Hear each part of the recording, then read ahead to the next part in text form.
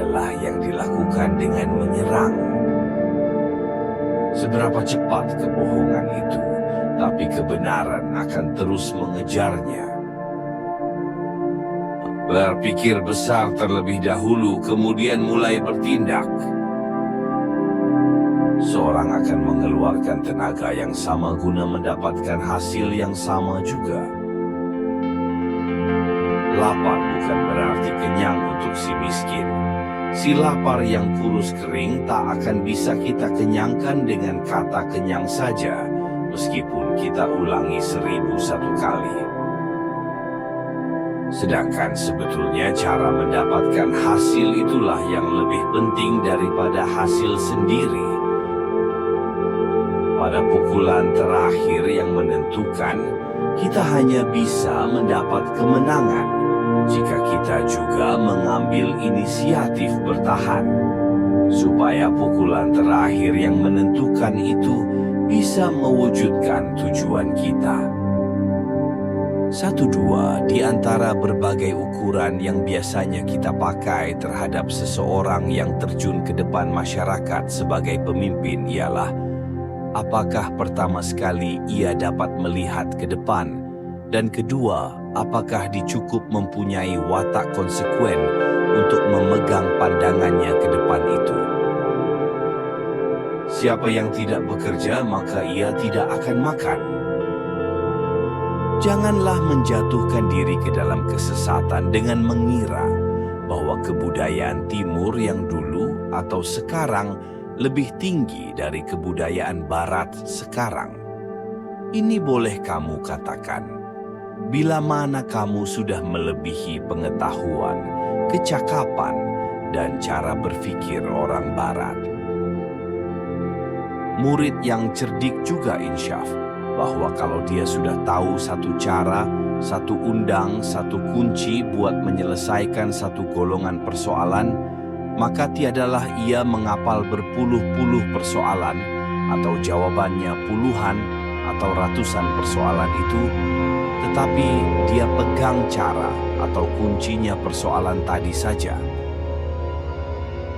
Tujuan pendidikan itu untuk mempertajam kecerdasan, memperkukuh kemauan, serta memperhalus perasaan. Bila kaum muda yang telah belajar di sekolah dan menganggap dirinya terlalu tinggi dan pintar untuk melebur dengan masyarakat yang bekerja dengan cangkul dan hanya memiliki cita-cita yang sederhana, maka lebih baik pendidikan itu tidak diberikan. Belajarlah dari Barat, tapi jangan jadi peniru Barat, melainkan jadilah murid dari Timur yang cerdas. Jika sistem itu tak bisa diperiksa kebenarannya, tidak bisa dikritik, maka akan mati juga ilmu. Pasti itu. Sepanjang toko buku masih ada, selama itu juga pustaka dapat dibentuk kembali. Kalau perlu dan memang perlu, pakaian dan makanan bisa dikurangi. Kelahiran suatu pemikiran sering disamakan sebagai kelahiran seorang anak. Ia didahului dengan penderitaan-penderitaan pembawaan kelahirannya. Kebaikan untuk masyarakat itu tergantung kepada watak masyarakat dan didikan masing-masing setiap orang.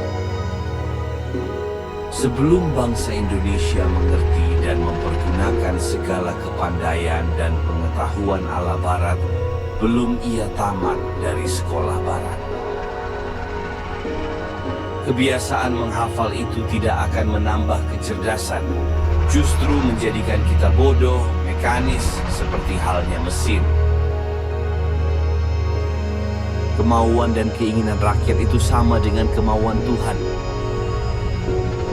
Siapa yang kuat di bidang perindustrian menjadi pihak yang akan menang.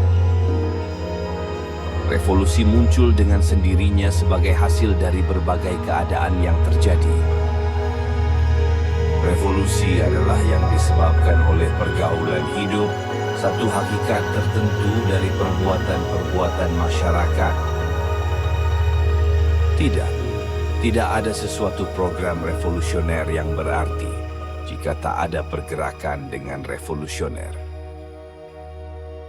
Revolusi Indonesia sebagian kecil menentang sisa-sisa feodalisme dan sebagian yang terbesarnya menentang imperialisme Barat yang lalim ditambah lagi oleh dorongan kebencian bangsa Timur terhadap bangsa Barat yang menggencet dan menghinakan mereka saat penjajahan. Di dalam masa revolusi tercapainya puncak kekuatan moral, terjadinya kecerdasan pikiran dan memperoleh segenap kemampuan untuk pendirian masyarakat yang baru. Pengupasan yang cocok betul atas masyarakat Indonesia menjadi syarat, terutama untuk mendapat perkakas revolusi, dan itu pula lah yang menjadi syarat pertama yang mendatangkan kemenangan revolusi kita. Partai mesti berhubungan rapat dengan massa, terutama dalam saat yang penting, dengan segala golongan rakyat dari seluruh kepulauan di Indonesia. Dengan tidak berhubungan seperti itu, tak akan ada pemimpin yang revolusioner. Selama orang percaya bahwa kemerdekaan bisa tercapai dengan jalan putsch atau anarkisme, hanyalah impian seorang yang sedang demam. Dalam soal revolusi nasional, apakah bangsa yang terjajah yang berjuang untuk membela kemerdekaannya itu sesungguhnya menjadi bangsa yang merdeka dalam segala lapangan hidupnya terhadap bangsa lain, atau kembali dijajah dengan cara lama atau cara baru? Tetapi jika pemerintah Indonesia kembali dipegang oleh kaki tangan seorang kapitalis asing, walaupun bangsa Indonesia itu sendiri dan 100% perusahaan modern berada di tangan kapitalis asing seperti di zaman Hindia Belanda, maka revolusi nasional itu berarti membatalkan proklamasi dan kemerdekaan nasional dan mengembalikan kapitalisme dan imperialisme internasional. Dari terbentur kemudian terbentuk.